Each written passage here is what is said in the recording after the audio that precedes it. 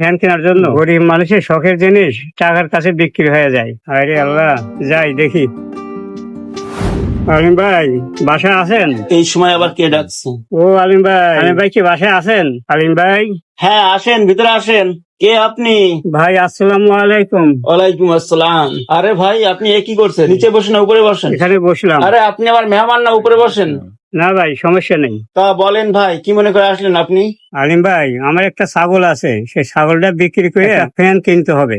গরমে থাকতে পারতেছি না, তাই একটা ফ্যানের দরকার। তাই ছাগলটা বিক্রি করে ফ্যান কিনতে চাচ্ছি। ফ্যানের অনেক দাম, আর কাছেও টাকা নাই। আপনি কি ছাগলটা কিনবেন ভাই? আপনি যদি আমার ছাগলটা কেনেন আমার খুব উপকার হচ্ছে। এমার্জেন্সি টাকার দরকার ভাই, আমার ছাগলটা আপনি নেন ভাই। এমার্জেন্সি টাকা কথা বলছে, এই তো সুযোগ একটা পাইছি। ঝোঁক বুঝে কোপ মারতে হবে, যাতে সাপও মারে এবং লাঠিও না ভাঙে। ভাই গরমে থাকতে পারতেছি না, একটা ফ্যানের আমাদের অনেক দরকার। ও এই ব্যাপার। তাহলে ছাগল কত হলে বিক্রি করবেন আপনি? ছাগলটা আমি অনেক কষ্ট করে পাইলে